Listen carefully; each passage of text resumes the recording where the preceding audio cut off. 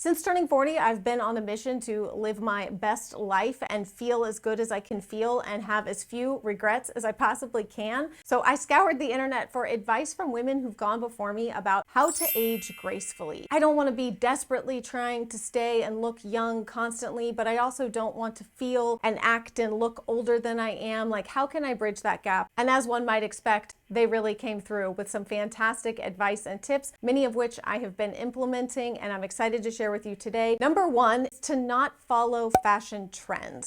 Instead of looking around at like what's trending, what are all the cool people wearing, what looks best on you. It's finding cuts and styles and fabrics and colors that look good on you. It goes hand in hand with two other pieces of advice, which are to also stop wearing clothes that you don't like just because you think you should wear them because of your age. That doesn't mean that you have to. You can dress how you want, how you feel comfortable. But on the flip side of that coin is to be open to trying new trends and things every once in a while, to reinventing yourself when you feel like it, when you want to, and maybe when you need to, because the reality is what looked really good on you, what was flattering on you when you were 20 or 30 might not be the same thing when you are 40, 50, 60. Not get hung up on clothing sizes. Clothing sizes are all over the place. It totally depends on the brand, the designer, the fit, the style. If it's in the juniors department, the women's department, arguably you could cut all the tags out of your clothing and probably feel totally fine, never knowing again what size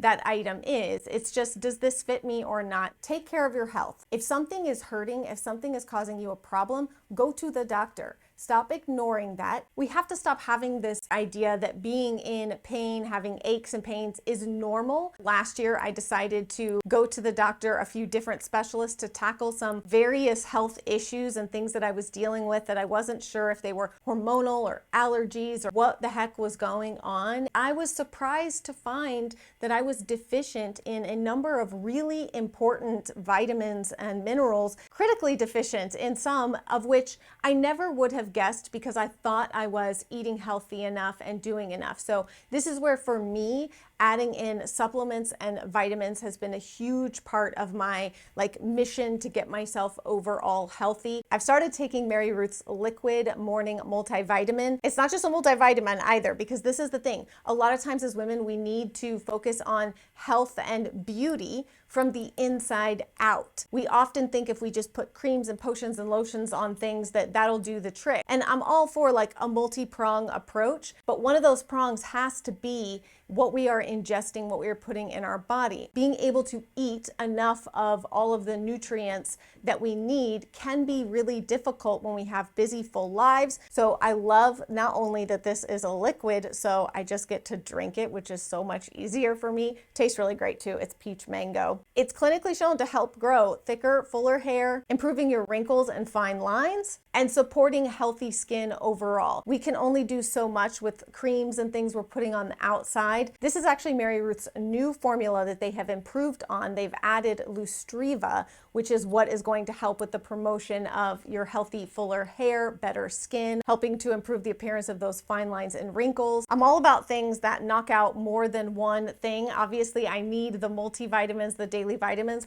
but getting help with the hair, the skin is a huge added bonus. And this formula is actually clinically proven to start showing results and improvements in your hair's thickness, fullness, your skin in as little as 3 weeks. You don't have to wait forever to start seeing a difference. This one actually contains all 8 B vitamins, including 10,000 micrograms of biotin magnesium biotinate, which is actually a unique form of biotin that's 40 times more soluble than D-biotin. They're also Clean Label Project certified, which basically means they actually go above the basic required certifications to have their products third-party tested for purity. So you know it's the good stuff. I've been taking it for about a month because I have finally quit doing intermittent fasting. We'll talk about that in another video coming up. I take this in the morning. I notice a difference in my energy right off the bat in the morning. I find that I don't have as big of a gap between first waking up and actually having some energy to go about my day, which is fantastic when you're chasing 8 kids around and working and farm life and all the things.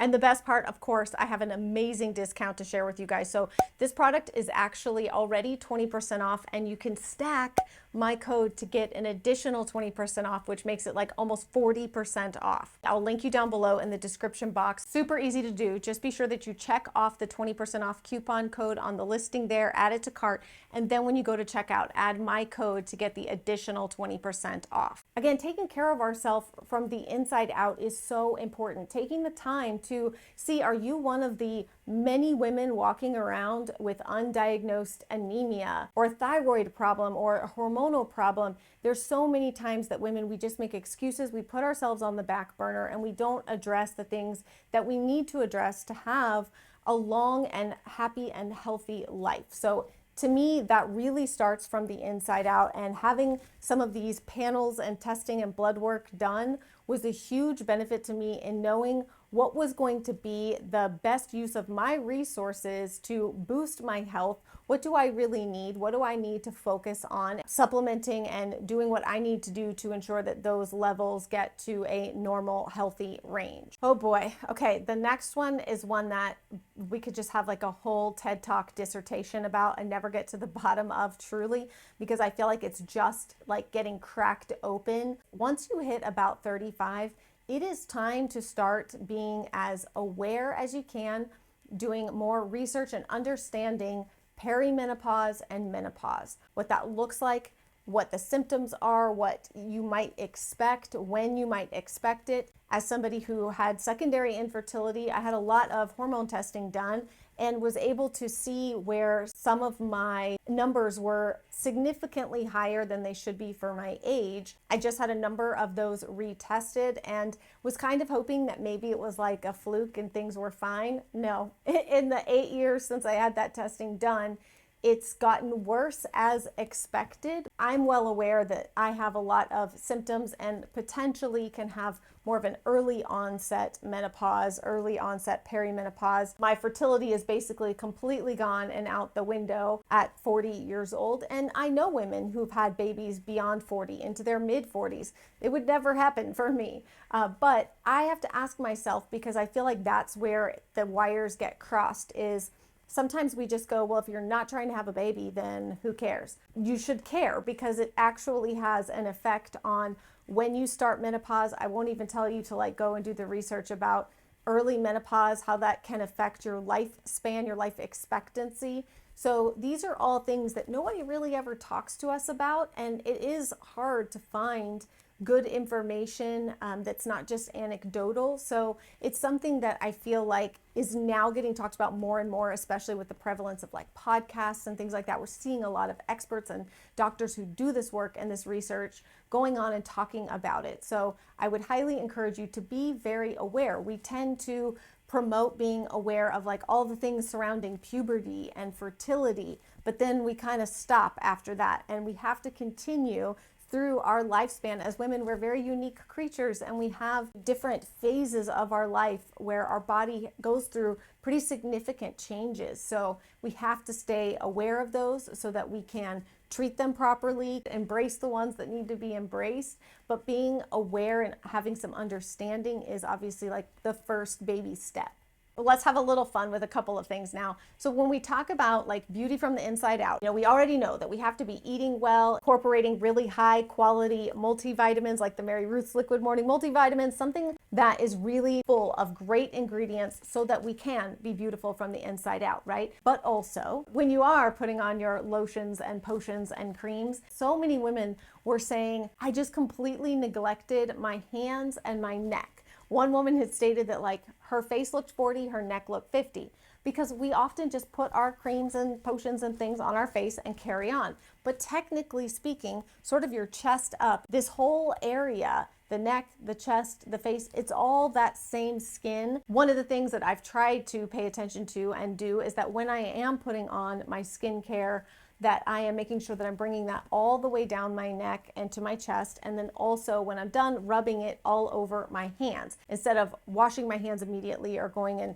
wiping it off on a towel or something, I make sure that I'm putting those creams and potions and lotions that I've invested in onto my hands, neck, chest. Same thing with any like products or devices or things that you're using. I love gua sha, which is a very affordable way to work on tightening skin. But I have a number of other, tools and devices that I use. I've shared many of them with you guys over the years, and I try to make sure that if they can be used on the chest and neck area, that I do, that I not neglect that, because I definitely see the aging in my neck. To me, that's where it shows up first, is like crow's feet, wrinkles in my eyes, and then on my neck it shows. Which brings me to the next tip, which is to focus on strength training. Not only does it improve your posture, but it also helps with your bone health and density, your mental well-being. You look stronger, you feel stronger, and that's one of the biggest sort of issues with aging, is our lack of mobility, our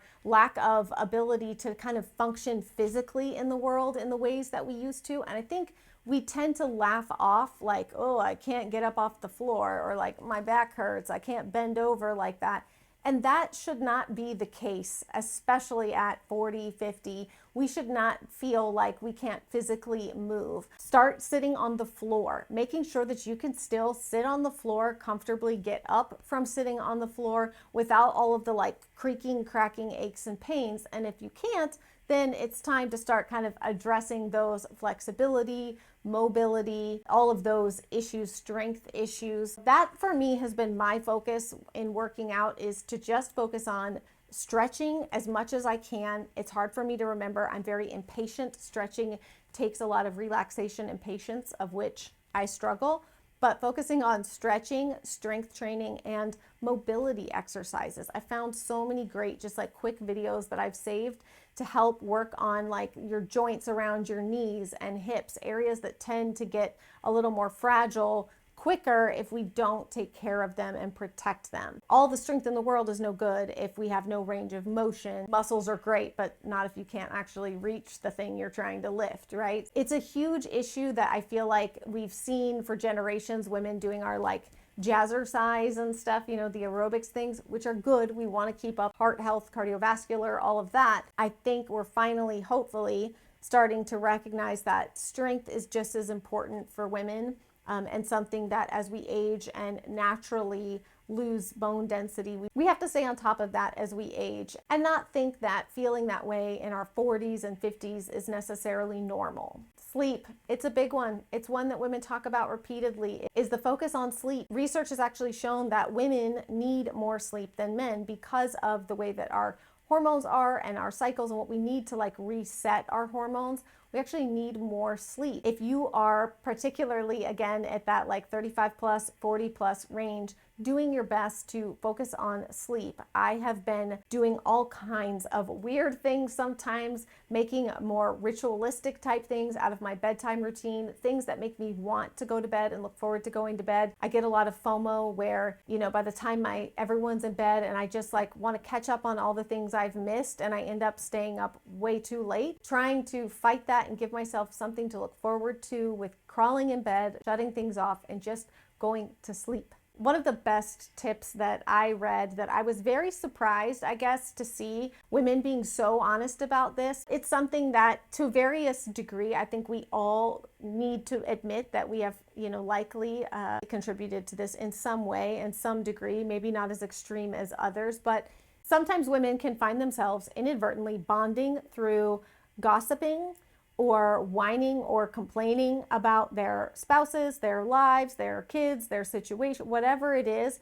We can sometimes bond with other women through excessive gossiping and whining. Now, I want to point out, as many did when I was researching this, that there's a big difference between sharing information that's critically important in dealing with bad people, bad situations, things like that. But I think we all know the difference between, hey, this is like a real red flag, we need to talk about this person, versus like just kind of the catty, nitpicky, gossip kind of things that happened, or just the general like complaining that we like to do. We all know that our brains are incredibly powerful in changing our mood and how we feel, and what we focus on is a big part of that. So if we are just constantly complaining and thinking about all the things that are wrong, or all the ways that our friends, our family, our kids, our spouses are letting us down or bothering us or annoying us or making things harder.